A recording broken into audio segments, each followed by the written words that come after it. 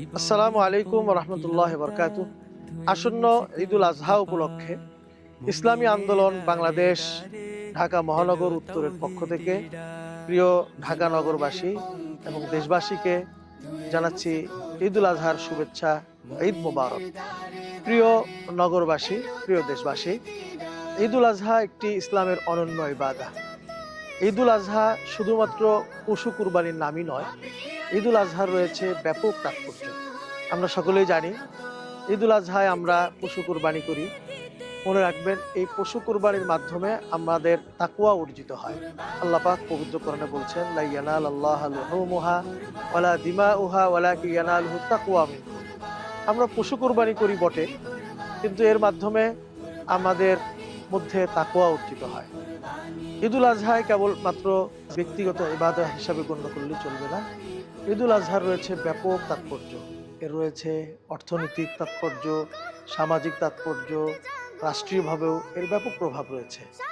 ইসলাম তার এই অনন্য বিধানটির মাধ্যমে মানবের মধ্যে লুকায়িত থাকা কেবলমাত্র ভোগের মানসিকতাটাকে ত্যাগের মানসিকতায় রূপান্তরিত করেছে। কোরবানির মাধ্যমে আমাদের সামাজিক যে তাৎপর্য রয়েছে, কোরবানির মাধ্যমে আমরা একে অন্যের পাশাপাশি যাই।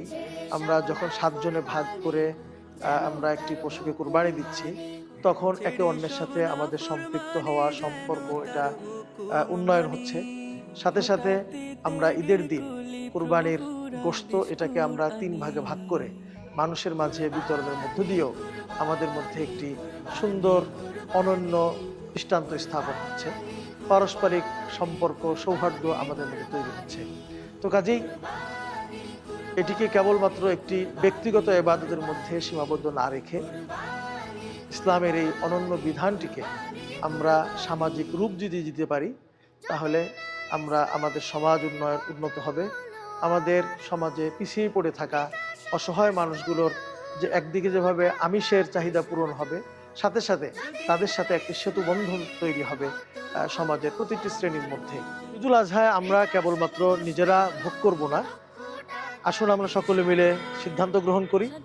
ঈদুল আজহায় আমরা যে পশু কোরবানি করছি, এই পশু কোরবানির গোশত আমরা গরিব অসহায় সকলের মাঝে আমরা বন্টন করব, এবং যেভাবে আমরা 3 ভাগে ভাগ করি আমরা এই রীতিকে ফলো করার চেষ্টা করব, এবং আমাদের আশপাশে থাকা অসহায় মানুষ, সুবিধা বঞ্চিত মানুষরা কেউ যেন বঞ্চিত না হয়, তাদের সাথে আমরা ঈদের আনন্দকে অবশ্যই ভাগাভাগি করে নেব।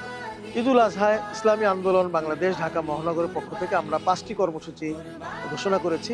তোর মধ্যে রয়েছে, আমরা ঈদ উপলক্ষে বিশেষভাবে আমরা এলাকাবাসীর খোঁজ খবর নিব। কোনো অসহায় মানুষ থাকলে তাকে কিভাবে সহযোগিতা করা যায়, সেজন্য আমাদের বিশেষ বিশেষ উদ্যোগ রয়েছে। ঈদ সামগ্রী আমরা বিতরণ করছি, এটা আমাদের অব্যাহত থাকবে। এছাড়াও আমাদের রয়েছে ঈদ উপলক্ষে ঈদের কোরবানির পশুর গোশত আমরা অসহায়দের মাঝে বন্টন করব। আমরা যারা কোরবানি করছি আমরা তো করবই, এছাড়াও ইসলামী আন্দোলন বাংলাদেশের পক্ষ থেকেও আমাদের থানা ভিত্তিক এই কর্মসূচি রয়েছে। আমরা পশু কুরবানি করে আমরা অসহায়দের মাঝে আমরা বন্টন করব। এছাড়াও বিশেষ করে জুলাই হতাহত যারা রয়েছেন তাদের আমরা খোঁজখবর নিব। এই ঈদে সবসময় আমরা নিয়ে থাকি, এই ঈদেও আমরা বিশেষভাবে নিব, এবং যারা শাহাদাত বরণ করেছেন তাদের পরিবারের আমরা খোঁজখবর নিব। এছাড়াও আমাদের বিশেষ কর্মসূচি রয়েছে ঈদে, কোরবানি ঈদে আমরা জানি নগরের বর্জ্য অপসারণের একটা বড় একটা কর্মযোগ্যতা থাকে।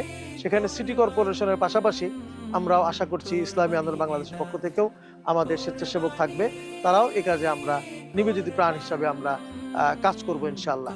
পরিশেষে আমি আমার নগরবাসী, ঢাকা উত্তর সিটি এবং ঢাকাবাসী সহ সারা দেশবাসীর যারা যেখানে রয়েছেন ইসলামী আন্দোলন বাংলাদেশের কর্মী, দায়িত্বশীল, তারা আমরা এই কাজগুলো করব, এবং আমরা যারা রয়েছি প্রত্যেকেই অসহায় মানুষদের পাশে দাঁড়ানো, তাদের সহযোগিতা করা, তাদের কাছে তাদের সাথে মিলে একাকার হয়ে ঈদের আনন্দ ভাগাভাগি করার জন্য আমরা সকলে চেষ্টা করব, এবং বিশ্ব মুসলিম উম্মার জন্য আমরা দোয়া করব, আমাদের দেশের জন্য দোয়া করব, দেশের সার্বিক কল্যাণের জন্য আমরা দোয়া করব। আমরা দোয়া করব বিশ্ব মুসলিম উম্মার জন্য, সারা দুনিয়ায় যারা নির্যাতিত মুসলমান ভাই বোনেরা রয়েছেন, এছাড়াও যেখানেই নির্যাতিত মানুষেরা রয়েছে তাদের জন্য আমরা দোয়া করি।